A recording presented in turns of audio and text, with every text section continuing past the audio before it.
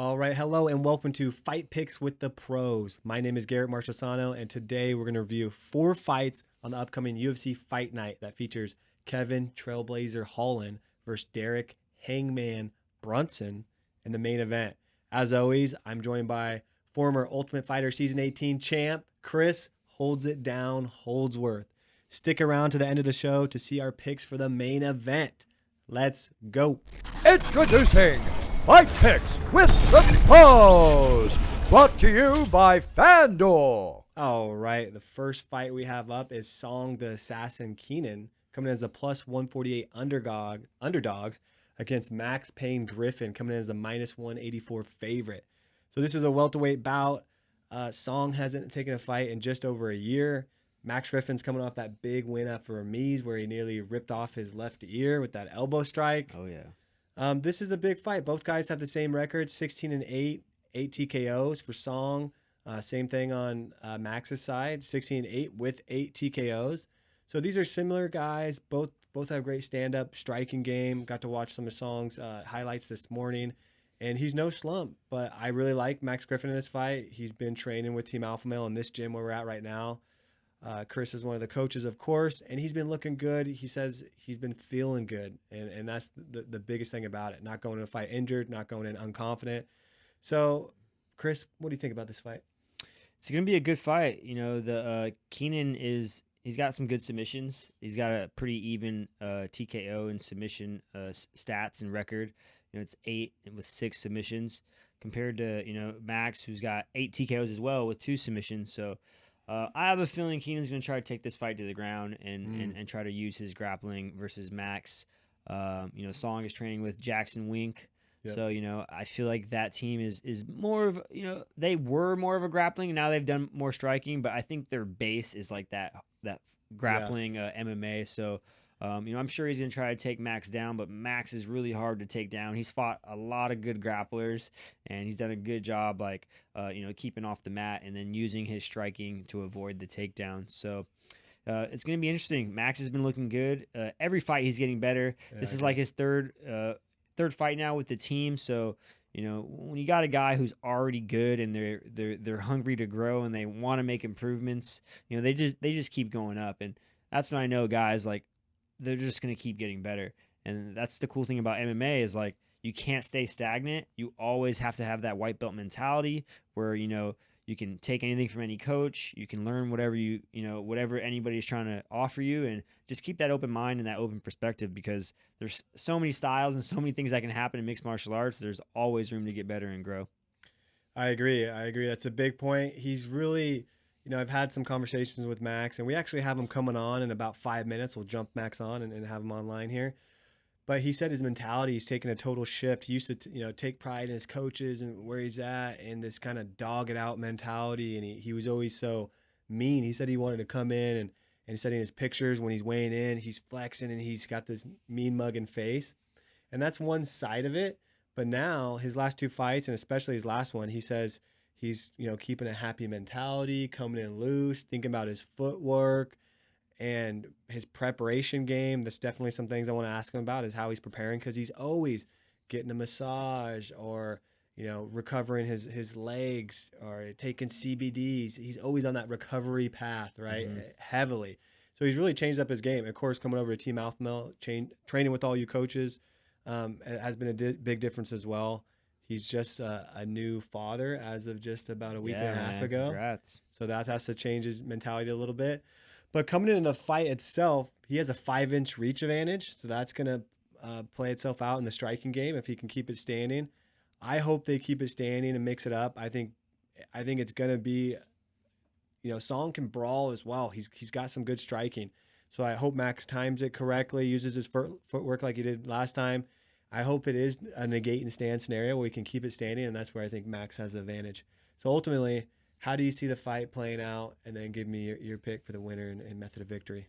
Yeah, I think they're going to feel each other out in the beginning and, kind of just see what each other has to offer. And Max is going to use his footwork, his feints, and try to get Kenan to overcommit on his strikes and coming in hard. And I think Song is going to try to take Max down, maybe try to push him against the cage and make it a dirty fight. But I think Max like really thrives in those like hardcore dirty fights, and like when the going gets tough and things get hard, I think he really thrives there. So um, I think Max is going to pull this one out by decision. I like that pick. Max is so durable, and he's been on the other side of some unfortunate split decisions where there's super close fights and could have gone either way. And even in most of his losses have been by decision. That just shows you he's a hard guy to put away. He's got a chin on him, and he's in there to brawl it out. So I agree. I think it's going to go to decision. I'm going Max Griffin on this. I think he's gonna negate the takedown from Song. I do think there's going to be some takedown attempts. That's going to be part of their game plan. So I think that's a great call. He's going to negate the takedown. It's going to stay up, and eventually, when it gets into the end of the second round, third round, Max is going to be on the winning end of those exchanges, and he's going to end up getting the unanimous decision win. All right, now we're going to jump on with Max Payne Griffin. Coming up, his next fight, he's a minus 184 favorite coming in this fight against Sean Kenan. And so this is a big fight. Max, how you doing? I'm good. I'm great, man. The odds went up again. The odds keep climbing, buddy. They're climbing. They see you training. They see you working. So they're rising and rising. So you're feeling good. How you feeling? You got your baby in hand? Yeah, man. I'm had a wonderful day. Got braided up this morning. Super lit. Nice. It says MAX on it. It's gonna be legit. It is legit, but feeling good, just packing up, getting these last things with the family, chilling out, just packing up, and I'm ready for war, man. Yeah, so you leave tomorrow, right?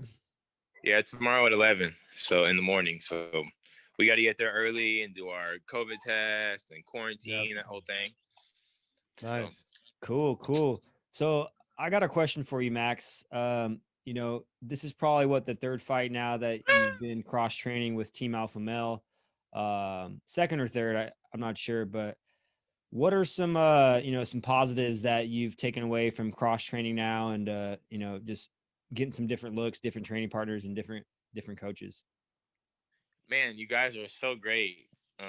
I went over there when I was fighting. This is the third camp. When I was fighting Cowboy Oliveira, I went over to go spar with Slava. Slava is a super killer. Right. So that kind of bridges the gap. We've been, I'm in Sacramento. We've been side by side in Sacramento for my whole career, and, made the jump over there. It worked perfect, and such a good team, I always loved you guys, and it was just politics and shit, but it was good to get over there. Yeah, it was weird because like, at one point it was like MMA Gold versus Team Alpha Male. It was like super weird. Like, we had a bunch of guys fight each other, and like, I never thought about it like that way, or like this gym versus that gym, like, because we were both from SAC, and I always thought that we should be cross training with each other because we would be able to grow better, and it would just, we would get better training. And I'm a drama free type of guy anyway, so I'm super happy that finally you guys are cross training with us, and we're doing the same cross training with you guys, and it's just going to make everyone better. No, it's great. I love the energy, love the vibe. Your guy, the general, holds everything together. All the great coaches, you, Danny. All the great coaches, all the great guys that I've been seeing. Like I said, we've been around each other. We just haven't like trained together. But yeah, I love the energy you guys have. Now we have now because I'm over there. It's an honor, man. I'm proud. I'm proud to be part of it and training with all these high level guys. And I feel like I bring a little flavor over there with some different moves and just a different body. I'm a big body for the guys that they've been needing, and I think it's all love, man. So many good guys, and the energy is real, and it's been great, bro. Yeah. Love it. I got a question for you, Max. So I follow you on Instagram, of course, and I always see you, especially coming into the fight camps. You're getting massages. You're eating super clean. You can see that you're getting shredded up. Now, just today, I see that you got these cup things on you that circulate your blood, etc. Yeah. You go the extra mile to get your body right.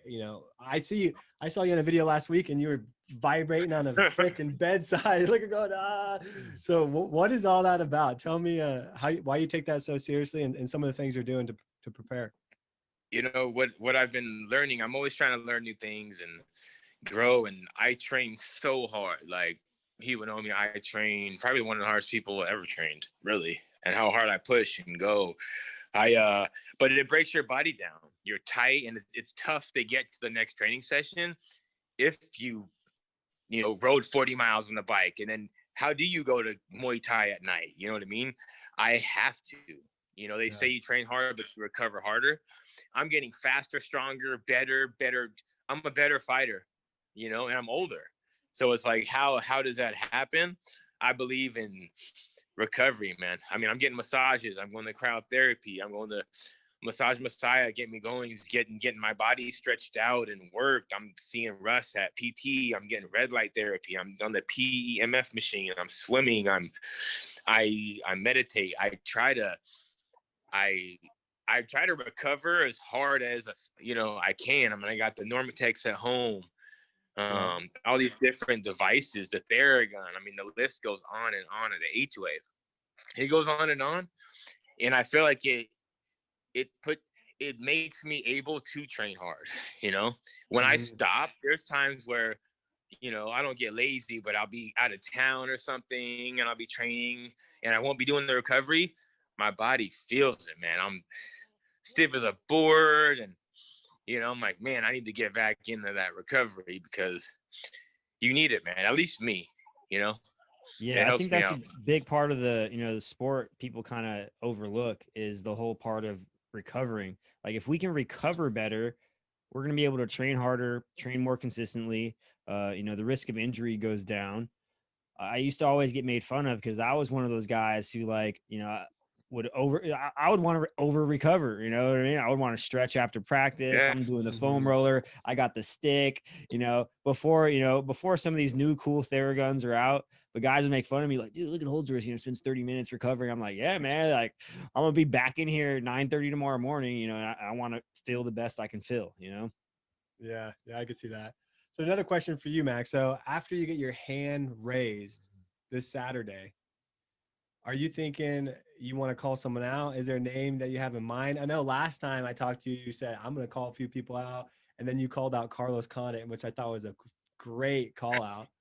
Who else do you have in mind? Are you thinking anyone now? You get kind of this stage, you get this minute and 15 seconds where you're getting interviewed and it's your spotlight. And I love it when guys call guys out, because even if you don't get the guy, you get Sean Shelby, you get them on their mind that, hey, Max wants another fight. He's calling a guy out and he wants another fight. So have you thought about that? And if so, what are you thinking? I mean, I still want Vicente Luque. I think that would be sick. Jeff Neal, you know what I'm saying? There you go. I know Jeff, but hey, we're gonna fight eventually. That's what I believe. But yeah, someone said I should call out Jeff Neal. I don't know. If I look at the list, I'll point them out. You tell me top 15.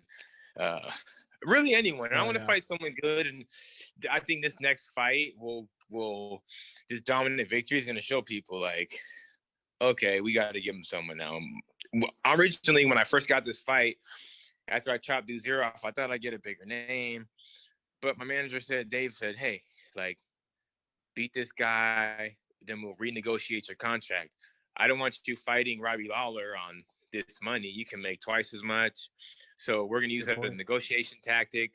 I'm going to smash this guy and then move on, to the big money and the big names. And they were like, they can't deny me anymore, man. I'm ready, and this guy's a lamb for the slaughter, buddy.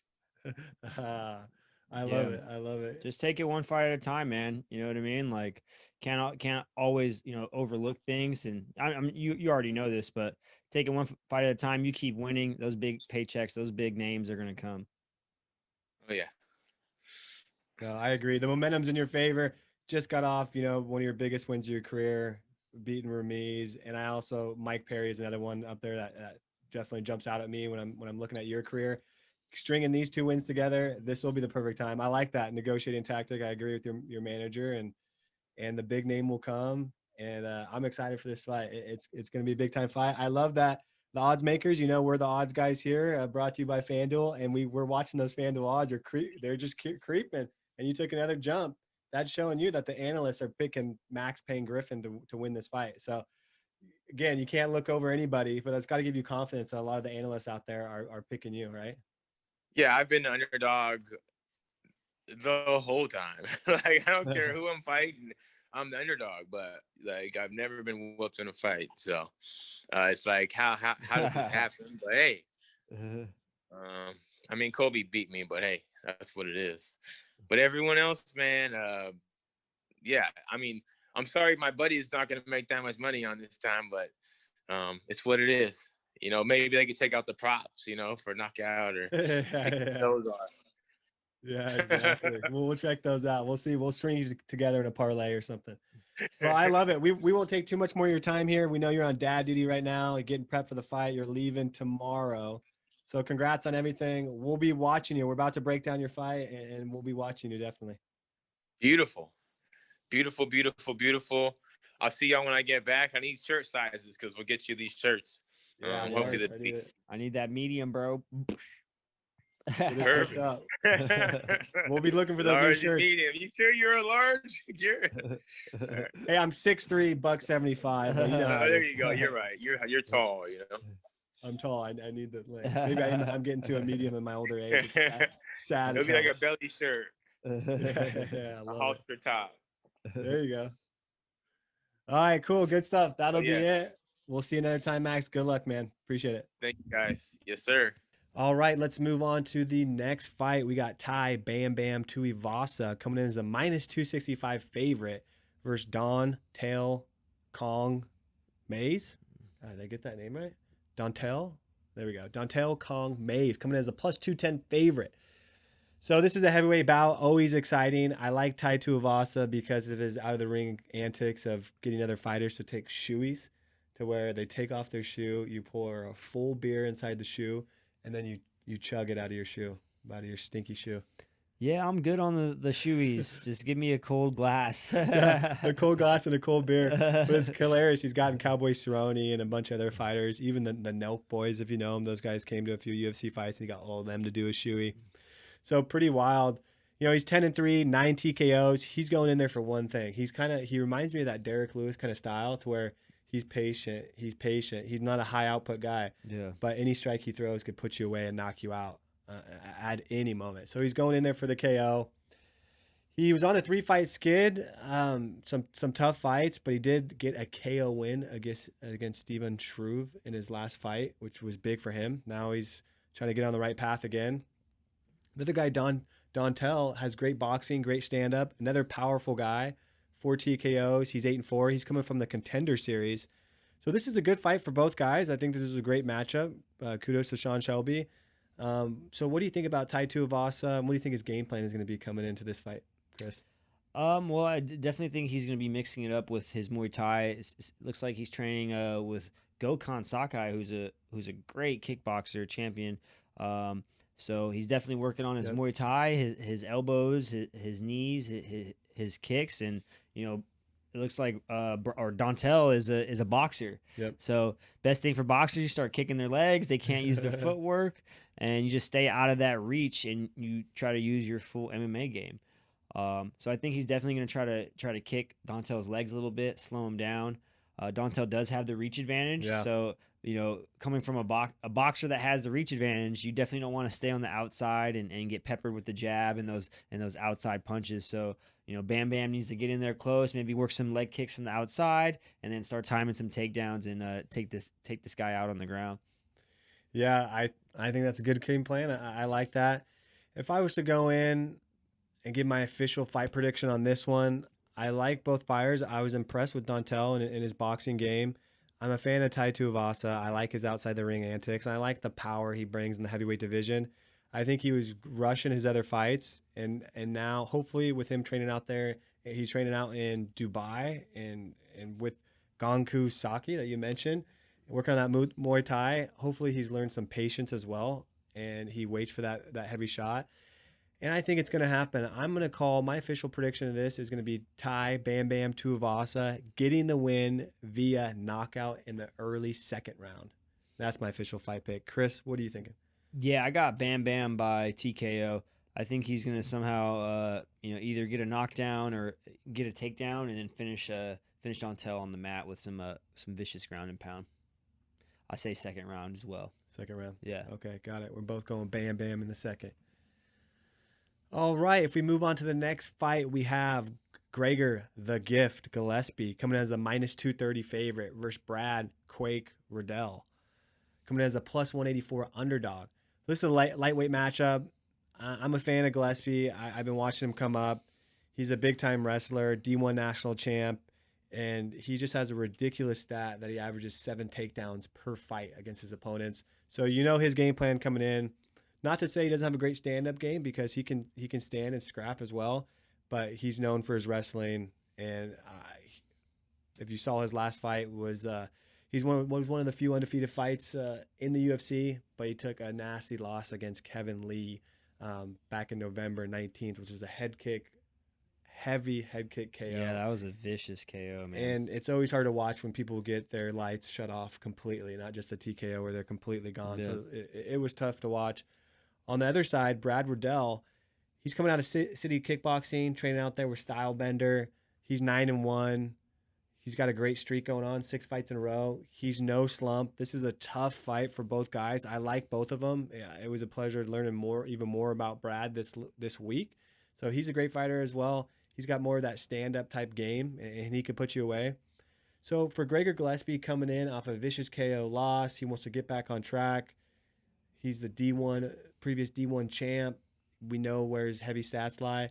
What do you think his game plan is going to be coming into this fight?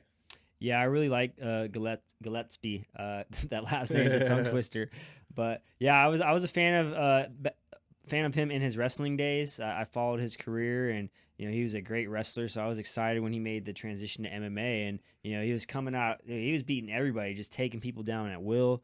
It was like 13-0 until he came across Kevin Lee and got smacked with that head kick. And it's good to see him back, because sometimes you don't know when like guys are undefeated and they get knocked out really bad or finish really bad, like how that's going to affect them. So, knowing, Gregor and how tough he is through all his wrestling, he wasn't going to just let that be the end of him. So he took some time, recovered, and now he's back. So his game plan is going to be to get the takedown. We both know that. And, Brad's a great kickboxer, training with, Stylebender and all the guys from City Kickboxing. And it looks like his takedown defense is, 80% takedown defense. But that's probably takedown defense against somebody who wasn't Gregor Gillespie. Yeah. So I don't know what kind of percentage that kind of evens out to, but I definitely think Gregor is going to push the pace and try to get the takedown, and it's going to be Brad trying to dance around and use his footwork to not get taken down. I think Gregor is going to be able to take him down and just dominate him on the mat. He Brad will probably get up once or twice, but I think Gillespie's his ground game is just that much higher than everyone else's. So I'm gonna call a decision win for Gregor. Nice. I like that breakdown. I was going to ask you, what do you think about him coming in with the 80% takedown defense in his UFC career? Is that going to make Gregor really think about his stand-up game, his striking game? But you answered it for me. He doesn't care about that. He's Gregor Gillespie. Yeah. He's got one of the highest takedown averages in the entire UFC. That's for a reason. He's got quick double legs, single legs. He'll take you down any way he wants to. That's what I want to see. Kevin Lee was a real big, powerful guy, and he's a wrestler in his own right. Yeah. And so he had some trouble there. And it was a good fight until it wasn't, right? So in this fight, I agree. I think it is going to be takedown after takedown after takedown. And the whole Habib adage is just, don't stop taking him down. If you can't stop your takedown, keep doing it. So for my official fight prediction, I'm going to go with Gregor Gillespie as well. I'm going to say that the takedowns get overwhelming and he ends up getting a 3rd round TKO win via ground and pound. And that's my official fight pick. Nice. All right, let's move on. It's time for the main fight pick of the evening. All right, so for the main fight pick of the evening, we got Kevin, Trailblazer, Holland coming in as a -162 favorite versus Derek, Hangman, Brunson coming in as a +132 underdog. So this is a middleweight bout. Holland called Brunson out after his last fight, and he's been heckling him ever since in social media. He's really got a great social media game, if you will, to where he's a funny guy. And the fact that he won 5 fights in a row in 2020 has really put him on this new pedestal to where he's gained the social media following and the notoriety again amongst UFC fans and fighters. Hard not to respect a guy that wins 5 fights in 2020. It's a funny story behind Kevin Holland is that Dana White didn't like him. He's at first. He's one of the few fighters that won his Contender Series fight, and Dana still cut him off when he got to award the winners after the show.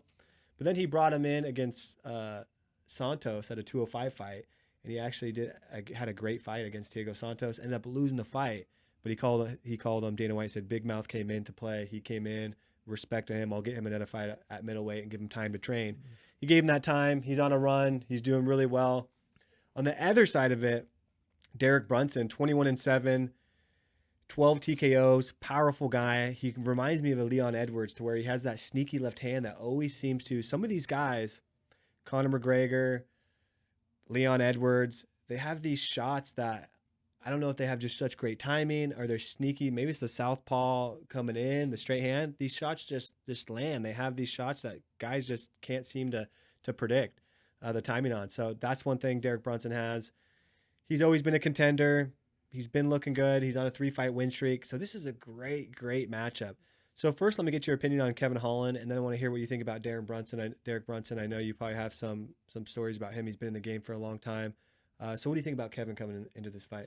Man, I really like Kevin. I got to meet him. I think when Elkins fight, he was in the same locker room as us, and I just liked his personality. He was super personable and cool, and like sometimes guys that are fighting are like just really serious and just all into whatever. But he was like joking, and we were talking like we didn't even know each other. So I was like, man, this guy's got a cool personality. And he went out there and finished the guy in like the first minute. I think that was when he kneed Fluffy, and I was like, man, this guy's the real deal. Yeah. And then he's put together like a few more wins after that when he beat Jacques Adair. I mean, that was crazy. Yeah, and I've always been a Jacques Adair fan. I was like, oh, Jacques Adair is going to take him down and then he just knocked him out from the bottom with like, just like a weird back fist type of thing, right? That was crazy. So that just tells you there like how much power he has. If he can knock you out from his back, he's got knockouts from standing. I'm a huge fan of the tall, lanky. He's got a lot of reach on his fighters, and kind of reminds me of myself. And when I was fighting in that weight class, being 35, like I was always taller than my guys. So he uses his range really well. Really good straight rights down the middle. But we got Derek Brunson, a guy who's been in the fight game for a while now. He's fought some of the best guys in that division, and he's a true vet. I feel like he's more of a grappler because he comes from that wrestling background, and Kevin's kind of more of that full MMA freestyle kind of street. Like he doesn't care where it goes, and it's more unorthodox. So it's going to be interesting. I think with the reach advantage that Kevin has, I think he's gonna be able to keep him away with his shots, and I think it's gonna force Derek to try to come in and get a takedown. Okay. Yeah, he does have that 4-inch reach advantage, and he is real lanky. And another thing I noticed that Derek Brunson does is when he lands a shot, he kind of has this, and it's to his advantage and disadvantage, where he runs at his opponent while he's throwing strikes. So he's throwing right hook, left hook, right, and he's running with his chin straight up. Now, if you watch some of his highlights, he's knocked a lot of guys out like that. But in a guy like Kevin Holland, who has this, pure striking, and he's really, it's his natural instinct when he's back. I've never seen a guy, he can knock guys out while he's backing up. Yeah. While he's moving forward. And we saw him from the seating position. I mean, he was sitting on his ass when he knocked out Jacare. I've never seen anything like that. So you can't run with your chin up against Kevin Holland. He's only getting better, only has more confidence. On the other side, Derek Brunson, because he has this kind of aggressive move when he wants to throw combos, I think it's going to throw out that reach advantage. He's going to be able to get on the inside, and maybe one of those sneaky lefts can land, and he can really mix it up and make it a brawl. I think if he stands on the outside and they make this a feint stand on the outside boxing match, I think Kevin Holland's going to have the advantage. But if it makes it a dirty fight, I think Derek's going to have the advantage, and he can really mix things up. So this is a really hard fight to call. It could go either ways. The line is pretty close. At the end of the day, what's your official fight pick, Chris? I'm going to make you go first. Yeah, now that I just was thinking, like, Derek Brunson's wrestling is actually really good. It is good. I remember, I forgot who his last fight was, but, man, he dominated him. He got those body locks and was just tripping his leg back, and he took that dude down a bunch of times. So it's going to be interesting. If he can get Kevin Holland down, it's going to be interesting. But I know Holland's no slouch on the mat. He trains with Travis Yeah. Lutter. If you guys know who Travis Lutter is, you know he fought Anderson Silva. He was a top guy in the UFC and in the jiu-jitsu world. So I know Kevin Holland's jiu-jitsu is nothing to play with, and I think I'm gonna go with Holland. Yeah, I got Holland. Yeah. I You just can't feel go like against he's got a lot of confidence right now. He's younger, and he's just hungry. I think he's gonna win probably like third round. I feel like he's gonna sneak in one of those right hands down the middle. Yeah, that's a good call. I'm going to go against you on this one. I am going to go with Derek Brunson. I think he's going to brawl it out. He's going to get on the inside, push the pace, and kind of sneak in one of those left-hand straights. They're going to find a home. I'm going to say this is the main event. This is a 5-round fight. So I'm going to say Derek Brunson via TKO. Kevin Holland's streak has to end sometime, and it's going to be a light TKO. He's not going to get his lights shut out, but I'm going to go Derek Brunson on this one. The underdog gets the win. It's stiff competition for Kevin Holland. I could see it going both ways, but at the end of the day, I'm going 4th round TKO for Derek Brunson. Good call. Good call. All right, guys. Thanks for watching Fight Picks with the Pros, brought to you by FanDuel. Please don't forget to like and subscribe to this video. Follow us along. Thanks for watching.